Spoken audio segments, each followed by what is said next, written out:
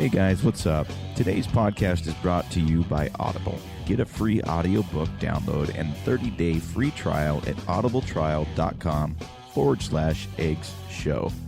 That's EGGSSHOW. Audible has more than 180,000 titles to choose from for your iPhone, Android, Kindle, or just about any device you can imagine. As Eggs listeners, you can download a free audiobook today by visiting audibletrial.com/eggs show. Bang ding ding, trademark. He come out 6'7" tall. Bang ding ding, one star. Bang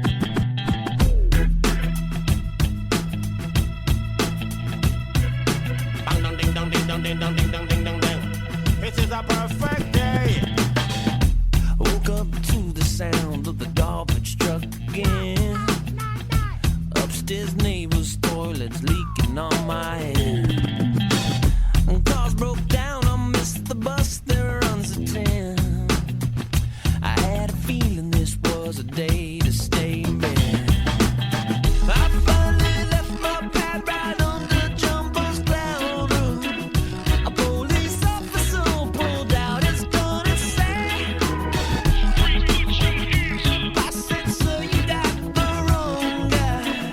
I guess it's just a perfect day. It's just a perfect day. No, no, no, no,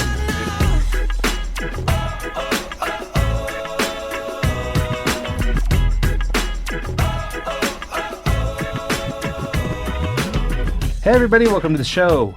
It's another exciting week here at Eggs, and we've got another great guest. Our guest this week, Kevin Bupp, is a Florida-based real estate investor who's got more than $40 million in real estate transactions. His extensive investment experience includes apartment buildings, single-family homes, office buildings, raw land, condos, and his personal favorite, mobile home parks. With more than 16 years experience, Kevin now educates investors through the Mobile Home Academy to locate, acquire, and create higher than average returns in mobile home park investing. Further, Kevin works with his clients by evaluating their investment needs and goals, identifying opportunities with above average returns, and deeply analyzing prospective investments. He hosts a popular podcast called Investing for Cash Flow. You can find it on iTunes and I'm sure most major platforms. We'll talk a little bit about the show. It's very popular and it's often found in the top 100. So without any further ado, let's invite our guest to the show, Kevin Bupp. Hey, Kevin, how are you? Hey, I'm doing great. How you guys doing today? Very good, bad. thanks. Yeah, thanks for making the time to come on. Really appreciate it.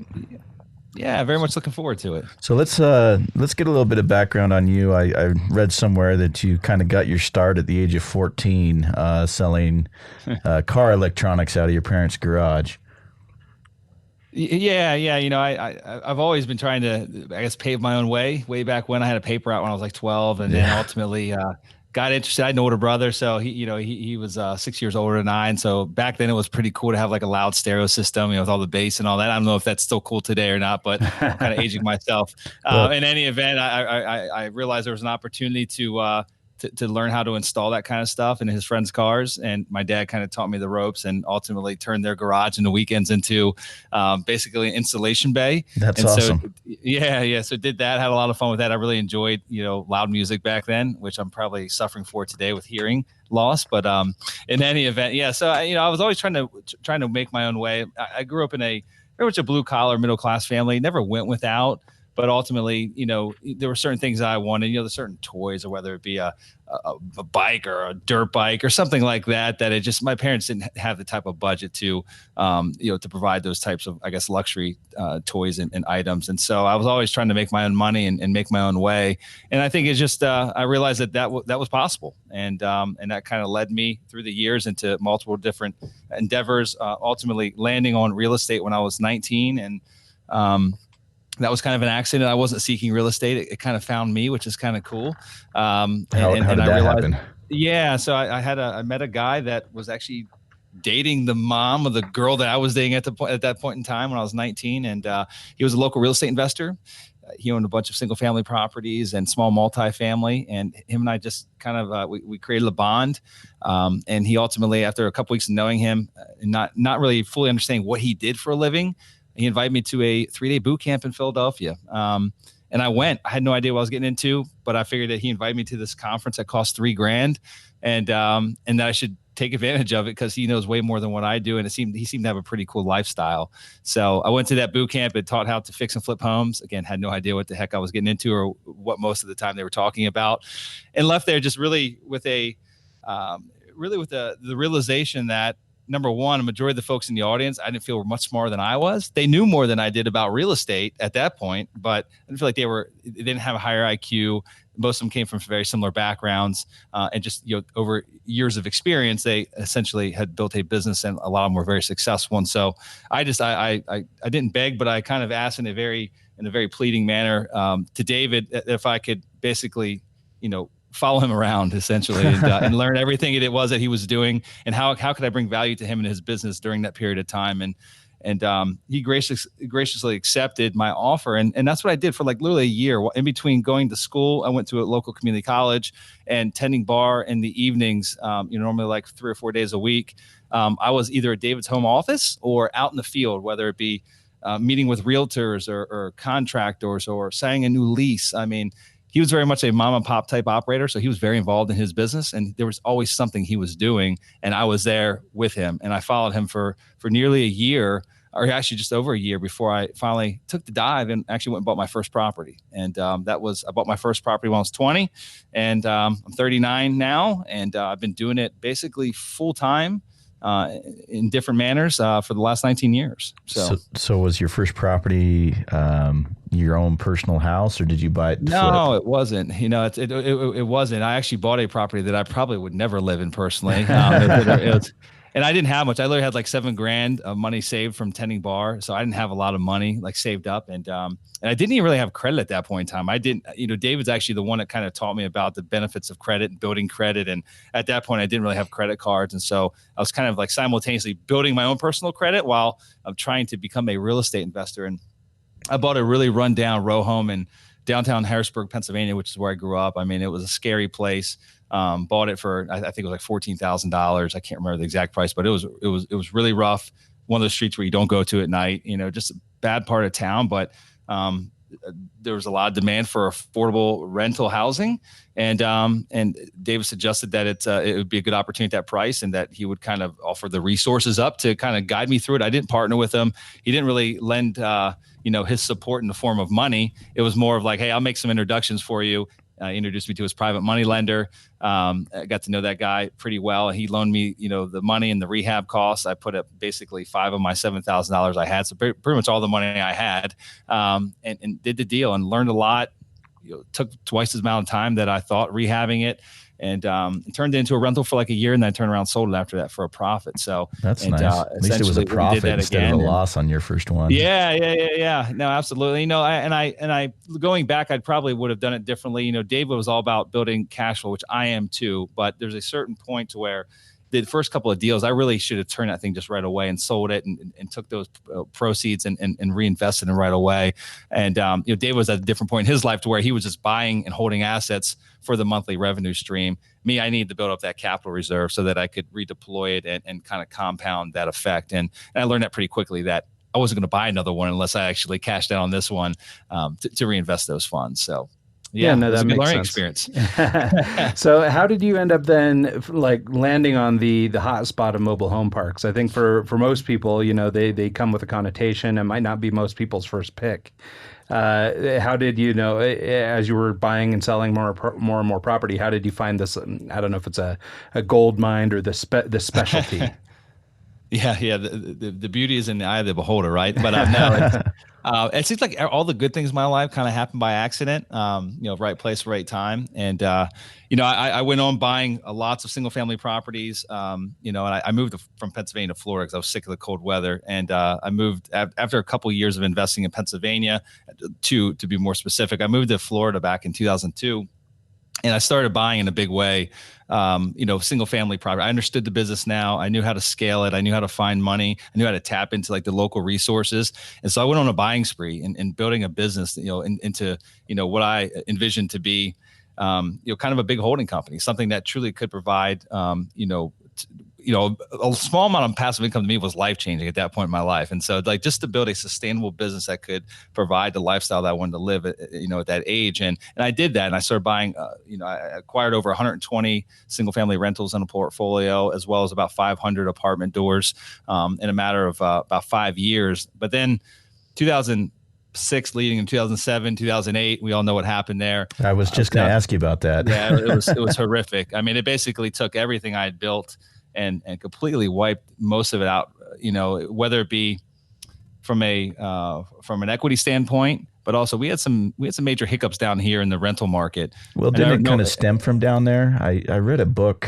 about the crash and one of the houses they were talking about that kind of stirred up the whole movement of the problem was based in Florida. And I can't remember. I'll have to look it up real quick and see what book it was. Yeah, I mean, Florida definitely was one of the ground zero places. I mean, Las Vegas was another one, Phoenix. I mean, there were a number of markets that got hit much more severe than others. And one of the main reasons down here was there were just thousands upon thousands of spec-built homes. So new rooftops being built for a population that wasn't necessarily coming. And then ultimately a lot of the population down here, a lot of the migration were construction workers building that stuff that when the buying, kind of dried up, when the actual financial markets crashed, those people moved somewhere else because there was no more work. And now you got all these empty rooftops that are just sitting here. And I'm talking like tens of thousands of rooftops, brand new homes that were built. This is back when, I would see a brand new home going up for construction, hadn't even broken ground yet. And that contract had already been flipped on that thing like 2 times and then another 3 times before it was 100% completed. So people were flipping, pre-construction contracts left and right. It's insanity. And so what happened is, when the markets crashed, you had all this excess inventory. And so a lot of these builders, just to kind of cover their wounds and put a Band-Aid on it, they started renting these homes out, right? They got debt to pay as well. And so we had not only did we lose within a matter of 8 months, we basically went from on average, a 63, 64% loan to value leverage point across our portfolio to being literally negative equity in our portfolio. So they lost pretty much all the value. And then on top of that, we had all these brand new homes and they were advertising pretty aggressively to get their homes filled up. And so we had a mass exodus, or I guess not a mass exodus per se, but we had a really challenging time renewing leases because people could move from the home they were living in. That might've been a 20-year-old home. And for the same price, or maybe not much more, move to a brand new 322. And so we had a very challenging year with occupancy issues and, no equity, having a hard time paying debt service.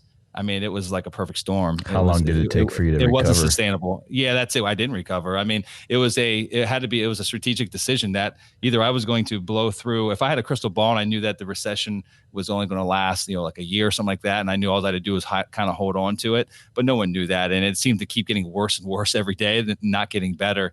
And so I looked at my reserves and was like, I was literally writing checks every month. Instead of getting cash flow, I was actually writing checks to make up for the negative debt service, and it was on properties that literally were not even worth what I owed on them. And so that was at the point in time where the banks weren't really willing at that point to work with borrowers. They hadn't been hit hard enough themselves yet.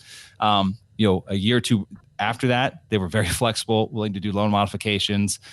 They surely, were seeing the brunt of this financial impact or disaster.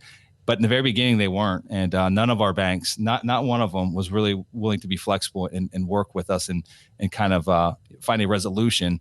And so we had to strategically default, at least on the single family homes, majority of them, about 90% of them.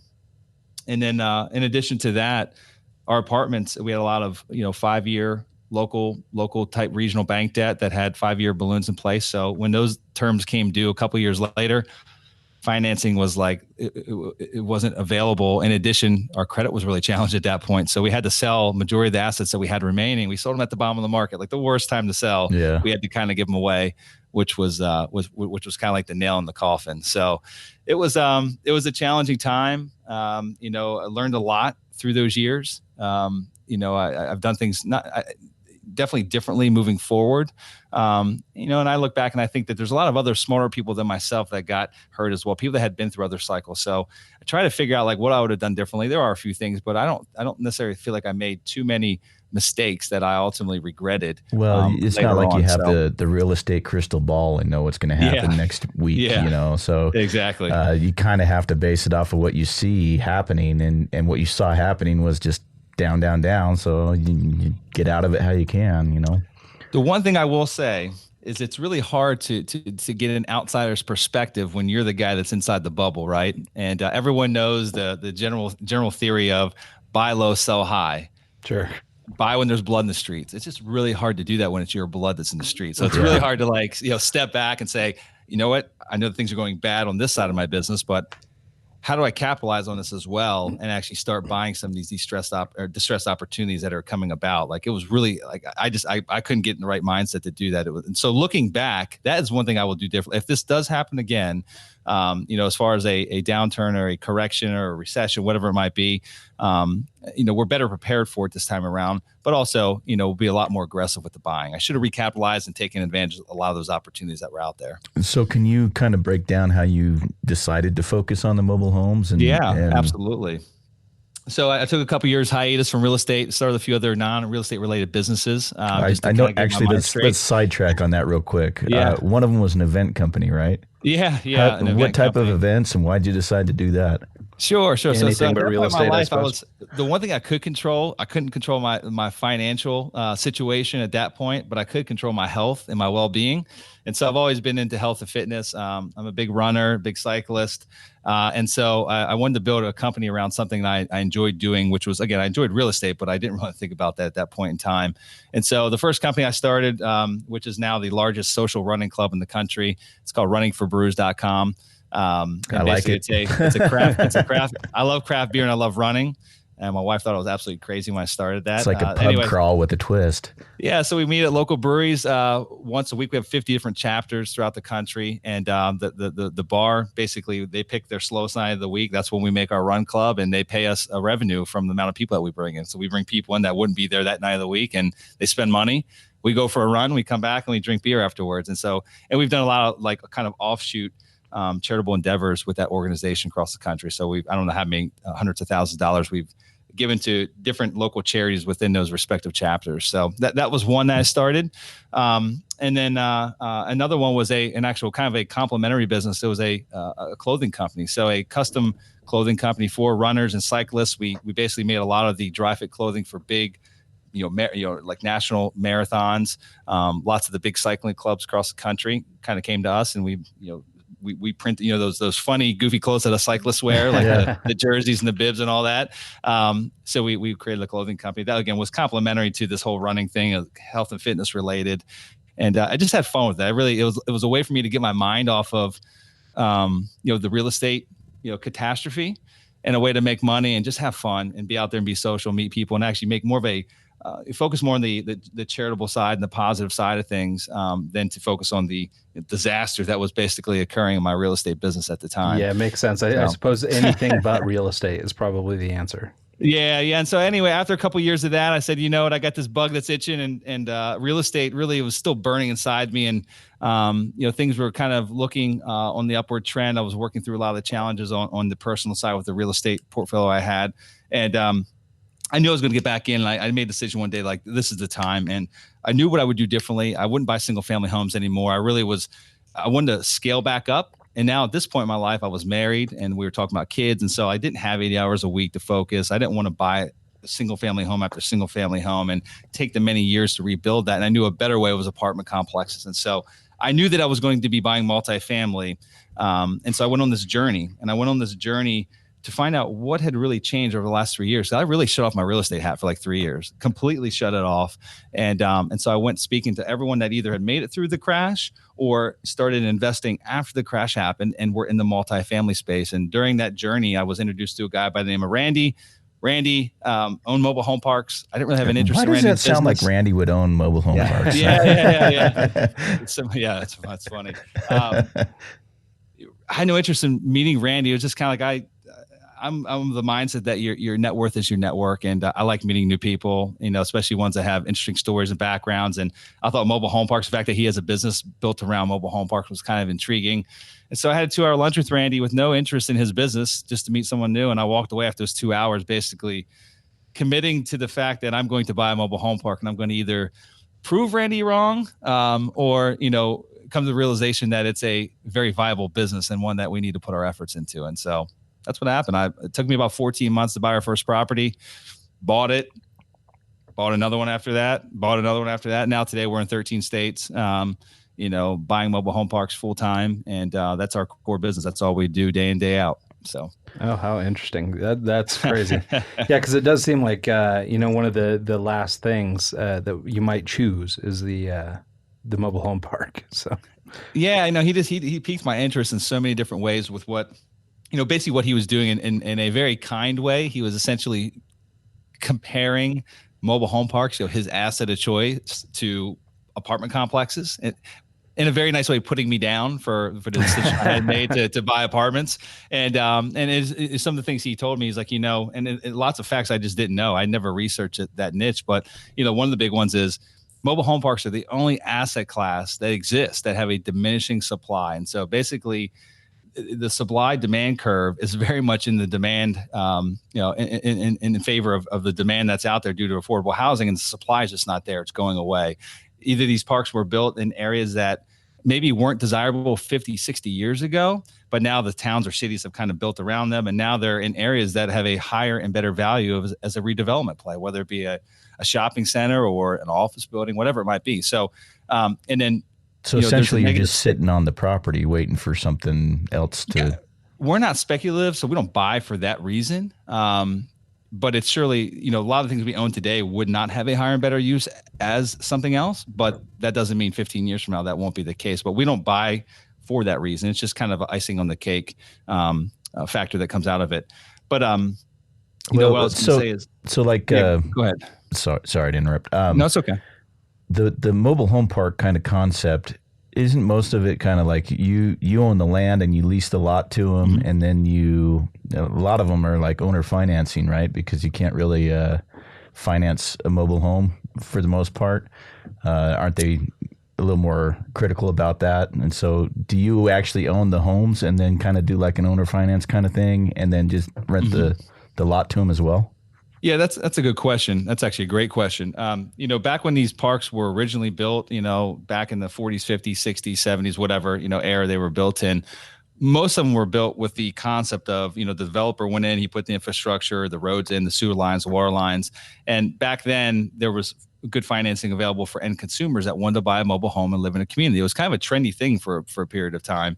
And a lot of it was like, you build the infrastructure, they come. And so the business model originated as, hey, we're not building a rental community here. We're building the piece of land, kind of a parking lot where these consumers can rent the lot for their home and live here, in a neighborhood type setting. Well, what happens over time is, trailers get aged, people might pass away, maybe their heirs don't want it. And so the last thing we want as a mobile home park owner is a unit to leave our park, because if it leaves the park, then we got an empty lot, which has no revenue. And so over years, what happens to a lot of owners of these parks is they end up buying these units that ultimately someone might pass away, someone might just get up and leave, and they don't take their trailer with them. Park owner buys it, and then they have a choice at that point. They have a choice to either turn around and sell it to a homeowner that wants to own the home and just pay lot rent, or they can rent it. We don't like the rental business model. We much prefer having homeowners in these units, although we do own probably about 120 or 130 homes today throughout our portfolio. But most of the time it's because we acquire them that way. That's how the parks were operating when we bought it. We always go in with the intention of creating homeowners. And so if we have rental units, we want to convert those rental units into homeowners. When they own the home, they're much less transient. When they just rent the unit, it's just like an apartment complex, a C-grade apartment complex. When you've got a renter there, if they make it 12 months, good for you, but more than likely you're probably turning at least 50% of that rental pool every year. Whereas if they own the home, we have some residents that have lived in our communities for I think the longest tenure is like 38 years. Wow. It's insane. And we've got a ton that are like 20 years plus. Once they're there and they own the home. There's nowhere cheaper for them to live. If you look at the lot rent in any one of our respective communities, I don't care which city you pick, there's nowhere cheaper that individual can live. And this is assuming they own that home. There's nowhere cheaper in that area they can live for them individually or their family. So they can't go rent an apartment for that price. They can't go, even live in a boarding house pretty much for the same price. And so there's not many other options for them that are as affordable. And then also to where they have the roof, they own the roof over their head. They've got their own parking space. Well, they've built up a little equity too. Yard. So if they want to. Absolutely. So that's interesting. What would you say the average kind of lot fee is for if you were to combine all your units? If you were to just kind of say average lot fee? Yeah, there was a study done just recently by a group, an industry-related group, that I think they said somewhere in like the low 300 range. That pretty much holds true with our communities as well. We've got some that are, in the mid 400 range, and we've got some that are in the low 200 range. But on average, somewhere in 300, 310, something around there. So there's pretty much nowhere you can live. I don't care what. Even in the poor cities or towns in the U.S., like there's not many places you could live for $300 a month. It just doesn't exist, right? Yeah. Well, once they have the house paid off, then the $300 lot fee is not that much. But I mean, if you add the cost of the house, and if you're financing that as well, and then it could get up there a little bit. But yeah, so we'll even lose. I mean, there's lots of situations we're willing to lose money on the house. So let's say we accumulate one of these units. Let's say someone passes away, their heirs don't want it. Let's say it's worth 10 grand. We pay 10 grand for it. Someone comes in with $7,000 cash, $6,000 cash, and they're good. Like they've got a good background. They've got a good job, good source of income. We will lose money on that unit because from a capitalized perspective, if that lot rents for $300 a month, we just literally added another $30,000, give or take, of value just by occupying that lot. We know that once they're there, they're not going anywhere anytime soon. I mean, it's just, it's in our favor at that point, and we can we'll recoup that loss very, very quickly in a matter of a couple of years. So, it makes sense. And then by letting them own the property, they're developing that sense of ownership, and it's actually probably helping the community out because they're now kind of, they want to be looking out for the shady stuff that goes on at trailer parks and kind of keep it in order, versus if you just have them rented out, I'm sure you have a lot more problems. Yeah, that's it. I mean, everyone, even if you work at McDonald's as the manager, I mean, you want the best typically for your family. I mean, you want the best for your kids. You want to live in a safe environment. And again, that's for most folks. I know there's some folks that don't think that way, but the majority of the population, I think they do live by that mindset. And so, another thing you get that you don't get with a renter that exists with a homeowner is most of them will have some pride of ownership, right? I mean, you'll get the people that will put the flowers, you'll plant flowers outside, they'll paint their unit, they'll put decorations out for Christmas. I mean, it's truly their neighborhood, right? I mean, that's what it is. It's a community, and you don't achieve that when you have rental units. What you achieve is just essentially a horizontal apartment complex when you just got rental units. And they're not going to put any additional work into that unit. They're going to live there, and they're going to bounce after 12 months, and you got to re-rent it again. Yeah. Do you have for like storage units and stuff like that, they usually have like an apartment built in for the manager there. Do you kind of set up the same thing and have one dude kind of overseeing everything just to make sure it's... Yeah, that's for the most part. That's kind of the business model. Is we have sometimes they live in the community in a unit. Like if we've got like some of the units we have, like we own the manager's office, and it's like a very large unit that has living quarters. We'll let them live there. That's part of their compensation. And then other communities that we own, they live outside. Like they live a couple miles away, and there might be a small office that they come to every day to work out of. But they don't necessarily live inside the community. So we've kind of got both situations, but there is someone there locally that handles the day-to-day. They handle all the rent collections. They handle late notices. They handle, vendor calls. If we've got like a plumbing issue or a sewer backup or, a maintenance request regarding landscaping or something like that. Like they handle all the day-to-day interactions and activity. Interesting. Yeah, so not to take too big a left turn, but to sort of transition into some like practical advice for our listeners. How would you start, or I guess how would you recommend somebody who's interested in getting into the real estate game get started? So you mentioned that at this point you wouldn't maybe buy single occupancy or single family homes. You'd be more apt to get into apartment buildings or multifamily homes. Like, if you're starting from scratch, you have not a huge nest egg worth of money, but you know that real estate's the way to start building some, I don't know, longevity, or start putting some money away. How do you get started? Like, where would you begin? Yeah, well, the beautiful world that we live in today, there's so much free education out there. I mean, just with the podcasts like you guys have, which we host as well. I mean, just this didn't exist really 15 years ago, and so I mean, there's just a litany of free information out there. So I would say to back up a little bit. There's 1,001 or even more than that, but I always say 1,001 different ways to make money in real estate, right? I think you got to figure out who you are, the ultimate goal is for you that you're looking to achieve. It could be replacing a full-time income that you hate your job, you just want to get out of it. You're looking to truly replace it as fast as possible.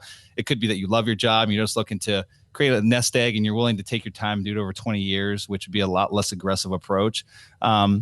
Do you want to be active? Do you want to be passive? I mean, are you the guy that likes getting in and get your hands dirty, or do you want to be the guy that's kind of the brains behind it and, invest your money wisely, but not necessarily be the one that's out there, in the trenches day by day. So I think you have to understand who you are as a person, and then you'll find the asset class or the investment vehicle that best suits your personality and your needs. And so I'm never going to say like mobile home parks are better than everything else, right? Like that's my personal opinion. I like it. I see the opportunity there, but it might not be a good fit for a portion of your listeners, right? Like they might be better suited to buy turnkey single family properties that are literally takes no brain energy whatsoever. They have a provider, they buy the unit, it's got a management company, they're not involved in the day-to-day, they just get a check every month. It might be a lower return, but they don't want the headaches associated with actually managing that property themselves or dealing with renovation. So to get started, again, figure out what you want, like where you think you need to be going and what asset class, and then start with free information before you spend anything.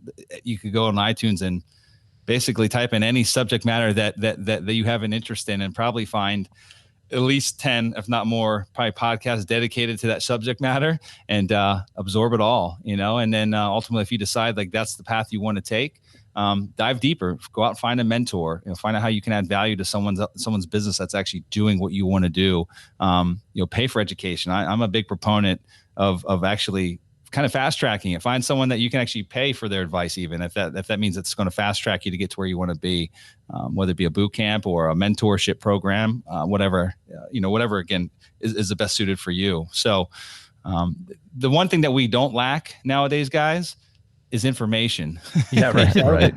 I think the more difficult challenge is not getting overwhelmed by the amount of just the large mountain of information that's out there to kind of pick through. Well, yeah, and actually that was, I think, part of what I was going to ask next was, there's obviously a plethora of information out there, a lot of different resources and channels and things like that. How do you know something is legitimate or whatever? I mean, especially, and we see this a lot in the small business community or in the startup community among our entrepreneurs.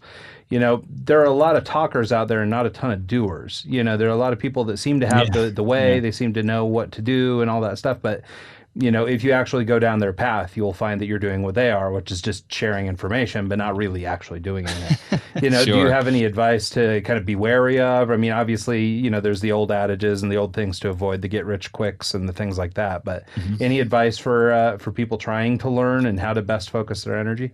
I mean, proof is in the pudding, right? So, I mean, definitely ask for case studies. I mean, if you're gonna pay somebody for their knowledge or advice on a particular topic or how to do this, find out are they doing it themselves and get real case studies from them. Obviously, talk to other students that they've worked with. You can get on forums like, for example, biggerpockets.com is the largest real estate forum that exists in the world. More than likely, if there's someone out there selling a program or product or a training guide, someone or multiple people in Bigger Pockets have had a personal experience or know of somebody that has a personal experience with that individual. So, put a post up there, get some feedback from the community. I don't know how many hundreds of thousands of members or how many millions of members are on Bigger Pockets, but it is by far probably the best resource to get feedback, about a mentor or a training program that's in the real estate niche. So that would be my advice. Again, get proof of concept, get some case studies from the gal you're about to pay money to, make sure that they're actually doing what they say they're doing and they're not just selling you some regurgitated amount of advice, and then go to Bigger Pockets and get some feedback from the community there. Yeah, I think that's a good suggestion. I know that, we've had advice on this show before or had people who've talked about the concept of selling your current home or keeping it as a rental and then somehow leveraging it to buy a new home and things like that. Do you think, is that a good way into real estate investment, or are you better off buying something you don't live in, like it was your case? Yeah, I think it all that's a kind of a more of a personal question of where you're at in your life, and ultimately, what kind of access or what kind of capital you might have access to, and I'll tell you that I personally like owning my own home. I know some people kind of will hammer against that, saying it's a horrible investment, and I I don't own my own home because I think it's an investment. I just like actually having a place that if I'm going to spend money on it, make it my own and do customizations, things like that, I'm not going to do that on a rental unit. Makes sense. So yeah, I like owning my own home. And I know it's not the smartest investment, and I don't look at it as an investment, but I wouldn't look at owning your own home as an investment unless you're going to go into what some folks have coined as house hacking, where they'll go like buy a duplex. Maybe they'll live in one side and rent out the other side. That's kind of like a hybrid between the two, where I think that you can ultimately buy a roof for your own head and also, kind of feed that, someone else pay for it niche as well. Yeah, absolutely. Let someone else pay for it. So in that instance, I think that's a real investment.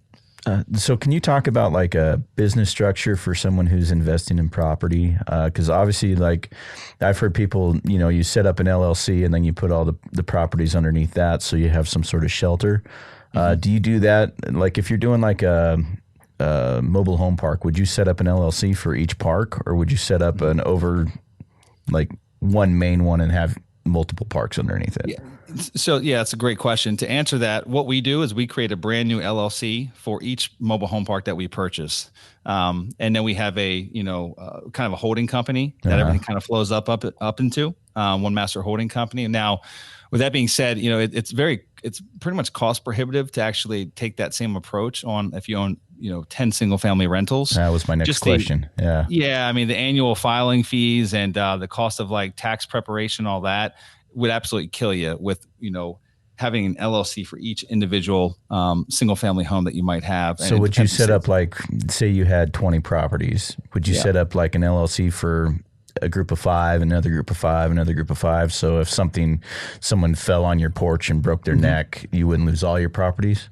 Well, one of the things that exists today that did not exist back when we owned single family properties, and I could tell you what we did back then, this is now, 10 plus years ago, is we actually put everything, we bought every single individual property into a land trust. So it created anonymity. It's not necessarily asset protection, but it was very challenging for any attorney to find out what we owned and who owned it and how many we owned. And so we did that. That was a very cost-effective measure to basically keep them hidden, is the best way to put it. But what exists today that didn't exist back then is what's known as a series LLC. And I'm not an attorney, so I'm not going to try to give legal advice or tax advice. But I think there's 3 or 4 states that offer these series LLCs, which essentially give you one LLC, but give you the ability to add individual properties underneath it that they kind of have their own individual shielded protection that would be equal to that of having an individual LLC for each of those single family homes, but it's underneath this one umbrella. So it's a much more cost effective approach to get that true asset protection without having to actually form an individual LLC for each respective single family property. Now they do operate like one individual business. So if you got 10 single family homes underneath that one series LLC, you're still only having one tax return. And so that method doesn't really work well when we're talking about like a mobile home park or a larger commercial investment, because each one of the parks we own is its own business. I mean, the revenue and the payroll, everything is its own business. So we do not utilize that series LLC for those investments. They get their own LLC assigned to each one. Yeah, because like a mobile home park could have 60, 100 different homes in it. So that's its own kind of entity, really. Absolutely. So can you tell me, in your bio on your website, you mentioned something about CCIM. Is that like an accreditation or what is that? It is. It's probably the most profound accreditation for commercial real estate, I guess. I don't want to say, I'm not a broker, so it's not, there's a lot of brokers that have the CCIM designation, but it's for commercial real estate investors and brokers, our industry as a whole. It's the highest designation. It's the equivalent of like an MBA for commercial real estate is the best way to put it. Yeah. So it just, it's the highest level of financial modeling, the highest level of market analysis. I mean, so it's a very intensive course. I have not completed it yet. There's I believe 5 courses in total. Each one's about a week long, but then there's a lot of other, it sounds very easy from the front end, but there's lots of other requirements that go along with it. But it's, I don't know, probably less than 1% of all commercial real estate professionals actually have that designation. So it's a pretty big deal. Yeah. That's cool. I didn't even know it existed. I just saw that. So, So I guess, what are we doing now? So you're investing a lot in the mobile home parks and things like that, but you're also podcasting. And is that just an attempt to give back, or like what are you doing with that? Like, it sounds like education is maybe a big component of what you're doing nowadays. So can you talk a little about that? Yeah, that's a good question. I started the podcast, at least the first one. I do two. I have one called Real Estate Investing for Cash Flow, and then another one that's a lot more niche, which is the Mobile Home Park Investing Podcast. But I started Real Estate Investing for Cash Flow about 5.5 years ago, and it was really out of necessity. I've been listening to the podcast for over 10 years now. It's probably 12 years. I mean, way before what a lot of people knew what a podcast was. And back then there was Adam maybe Carolla, a handful, and that's about it. Yeah. There was maybe 10 real estate podcasts that existed way back then. Only like 2 that are probably still around today, but all of them were really revolved around the same type of investing. They were like residential real estate investing. And at that point in my life, I was not interested in learning how to fix or flip homes. I wanted to hear about the bigger picture, buying apartment complexes, buying shopping centers, mobile home parks, right? Commercial real estate. And so I got kind of tired of like just listening to crap that wasn't really relevant to me. And I bought the equipment, told my wife I was going to start this podcast, and ultimately the equipment sat around for like a year, and she threatened that she was going to sell it if I didn't start this show. And so that kind of pressured me to set the deadline. And I started it January 1st of, I believe it was 2014. And I did it just because of necessity. I thought that, there was plenty of other folks out there like me that probably wanted this information and no one was giving it to them. And if the worst that came out of it was me getting to meet some awesome folks, right, and have some guys on the show that probably wouldn't take the time of day to talk to me otherwise. And then bonus, that was giving back and helping others, that it was worth it. And it really morphed into something much more than that. We don't necessarily do any paid education through that show, but it's turned into creating a lot of opportunities for our business. We've raised tens of millions of dollars of capital as a result of the podcast. Lots of relationships established because of it. And again, we've helped tens of thousands of people just based on the emails that we receive, and just kind of guiding people along their way. As I mentioned, you asked the question of how you get started. How does someone get started? Go listen to the podcast. May not mine, but go find one that's relevant to you and dive in. Dive in head first, and don't come back up for air until you've actually absorbed all the episodes that are relevant to what it is you want to learn, because it's out there. So yeah, it's amazing how you kind of. You just throw one on and you're listening to it kind of here and there, and all of a sudden one nugget sticks out, and hey, there's something I need to research, and kind of go down a whole other rabbit hole right there. Kind of like going to a conference, right? Yeah. I just got back from a conference last week, and I wasn't all that impressed with a few of the number of the sessions. I'm like, but at the end of the day, if we just walk away from here with one or two things that we can apply to our business, then it's all worth it, right? It's all about finding those gold nuggets that are hidden somewhere. And in the podcast world, if you can just take one thing away from each episode, and there's thousands of episodes out there for you to be diving into. You could learn your business or your craft, whatever that is, incredibly quickly if you're willing to dedicate the time to it, because the information is out there and it's readily available. So your bio also said that you are kind of like a lifelong learner and you're always reading books. Have you read any good ones lately that you would like to share with us? Yeah, I've been really into the promotion of our podcast lately. We've always relied on organic growth to kind of grow our audience, and we've done quite well with both the shows. And so a lot of the books I've read recently have been related to like PR and gaining additional traction from, kind of the foundation that we've already set forth. And a book that I just recently read, which I've read a lot of books, but one that really sticks out that it's related to a book we're releasing. The book's called Publish. It's just about self-publishing your book, kind of how the world has changed on the self-publishing platforms as to, not having to go out and find a publishing house like you did in the past, and you'll get 99% of people get rejected. Nowadays, if you got something to share with the world and it's of value, it's very easy to get that information out there in the book format. So I think everyone's got a ton of information stuck in their brain that everyone should write a book, whatever it's relevant to them and whatever they feel could make a greater impact in the world. It's so easy to do. Yeah, so. It's funny because I self-publish. I worked in traditional publishing for a long time too, so I'm pretty familiar with that world. Mm-hmm. And it's one of those things that I think is interesting or quaint or awesome or something, is that we sort of, many people we've talked to, different entrepreneurs, people like that, everybody is still trying to get that book out. Like in this world of all this technology and MP3s and, digital delivery and all this stuff, like all of us still want the written word. Like we still want something in the book. And I think that's pretty great. And so being able to, actually put together this book to help people do self-publishing, it's more available than ever, and it really is a awesome way for people to share information. Even I think the biggest hurdle is people convincing themselves that their information is important enough to share. Yeah, But I agree with you. but I do think it's really great. And like I myself, I use self-publishing for a number of children's books that I do. But we know a lot of different authors and entrepreneurs and things like that have gone self-publishing route. And I don't know if you get into this in the book, but do you talk at all about the promotion of a self-published book, things like that? I think a lot of people still have this image of the publishing of kind of the yesteryear when you got your big advance and there were people working on your behalf out publishing your book and sharing it around and things like that. And in the self-publishing world, you're really, one-man ship. It really is a separate business. Yeah. It's a private business. Do you have any expertise you can lend towards self-publishers and how to help them grow? Yeah, I mean, so the book I'm writing is not on self-publishing. It's the book I just read is on, self-publishing. Right. It's called Published by I can't think of Chandler's last name. Chandler. I'm drawing a blank, but in any event, it was I know you're looking it up right now, so you'll let us know what that is. I'll look it up. But I just saw him literally speak about a week ago at a conference and grabbed the book and read through it. He's a young kid. I think he's like 26 and brilliant. I think he's released 4 or 5 books thus far. And it's done quite well. So there's lots of information in that book. It's a simple read. It's like 200 pages long, but lots of valuable information in there of how to not just, self-publish, but also promote the book as well. Like actually get it out there to the world. My book is actually about real estate investing. My book follows the theme of commercial real estate investing. It's called Real Estate Investing for Cash Flow.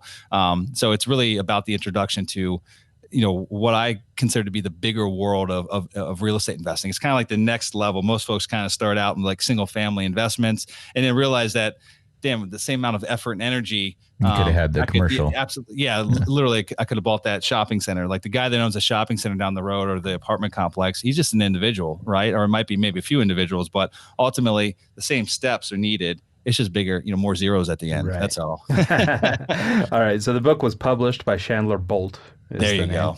So I knew he had a cool last name. So that's cool though. What was I going to say? Crap. I lost it. When that happens. Okay, so let's talk about, I guess, then the transition from home ownership or I guess single property into commercial real estate. Did you notice that there was a big learning curve difference? Or, I mean, like you just mentioned, it's kind of just more zeros, but was there some big dramatic shift going from retail, property that you would be selling to a consumer versus commercial real estate? Well, isn't the financing a little different too?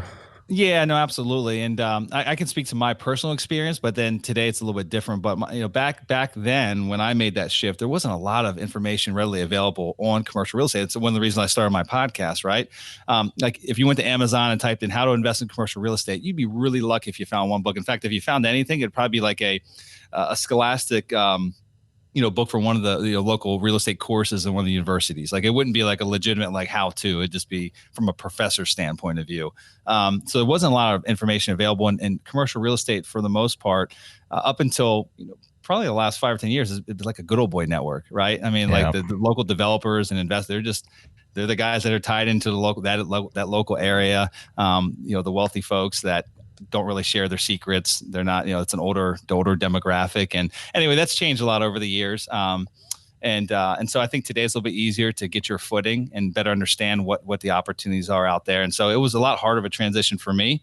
I had to network probably a lot more and meet the people that are willing to share and divulge that information. Today, though, it's readily available, and I don't think it would be as much of a transition for someone getting out of like single family investments to dive into commercial real estate. I think the most important part is like the focus, like pick that one, like don't say I want to invest in commercial real estate. That means I want to own shopping centers. I want to own office buildings and self-storage. That's fine at a certain point. Pick one and master, because they're all very different than the next. They're all their own individual skill sets and challenges and unique nuances that exist. So pick one asset class and then dive in deep and go dig through all the information that's out there in it and find a couple experts in that field that are teaching about it, that are, willing and open to lend their information, their advice to you. And I don't think you'd have a challenge nowadays, whatever asset class you chose to find information out there and find someone willing to either sell it to you or finding someone willing to be open about sharing kind of their personal experience about it and how to get started. Cool. Okay, well, we're kind of getting to that time. Where can people find you at, Kevin? Yeah, there's two different places. My personal website, kevinbupp.com. I've also got the episodes for Real Estate Investing for Cash Flow. That podcast, they're up there as well. But you can just go to the Contact Us page on kevinbupp.com, and that will make its way to me. And then our company website, if you have an interest in seeing what we're doing in the mobile home park investment space, it's sunrisecapitalinvestors.com. And also, I can be reached through there. Just go to the Contact Us page, and it will make its way to me. I'm not too hard to track down. So I noticed when I went to your personal site, the kevinbupp.com, a pop-up showed up saying that if you have any leads on mobile home parks or anything like that that's for sale, to forward them your way. Absolutely. If people do that, are they getting a little kickback there? Or is that kind of like Yeah. No, we do. Yeah, absolutely. I mean, we just a couple weeks ago we closed on a deal. And we paid a $75,000 finder's fee on it. So we've paid six-figure finder's fees in the past, and so we've got a lot of different options. It's not a black and white referral system. It really depends on the deal, how much room's left in it, but we'll basically pay some very hefty fees. We'll pay for good opportunities is the best way to put it. Interesting. So, yeah, that's awesome. That's really cool. I'm going to start jumping on the real estate blogs trying to find property for you. Please do. It sounds like you'd be willing to take it. That's awesome. Cool. All right. Well, if there's nothing else, like you said, kevinbupp.com.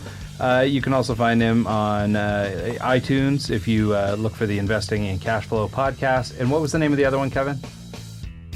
The Mobile Home Park Investing and podcast. The Mobile Home Park Investing podcast as well. I guess then, without anything else, Mike, do you have anything? No, I think it was a great discussion. Thanks for making the time for us. Yeah, thanks so much for your time, Kevin. Really appreciate you. Yeah, guys. And awesome to learn about this stuff. I'm really fascinated. I am just really in the really baby phases. Some of the questions I'm asking are kind of a little bit self-serving just because I have some real interest in getting into real estate, and we have a home that we've got in a lease-to-own situation in Idaho, and our tenant is done in June. He's either supposed to refinance or he's got to move out, and we're either going to take it back or it will be sold and we'll be done with it. And so the big debate has been, do we hang on to it as a rental if it comes back to us? Because we know that's going to mean fixing it up and evicting his tenant and all this other stuff. Or do we just want it sold? That what are we hoping to get out of this thing? So anyway, and then we're hoping to buy some homes here in Utah where we're at now. So anyway, exciting stuff ahead. I wish I was just a few steps further down the road. I'd have more questions for you. Well, if those questions come up, reach out, and same with the listeners as well. If anyone has any questions regarding whether it's making that transition into commercial real estate or even, specific questions about commercial real estate investing or even mobile home parks, they can reach out to me again through either one of those websites. Post your questions there in the notes section, and I'll be sure to reach out. Either I'll reach out personally or I'll put it on a show and I'll send them a link to it and I'll answer it directly for them. That's awesome. Cool. Thanks so much, Kevin. Really appreciate that. All right, everybody. Thanks for tuning in. Have an awesome week, and we'll see you next time.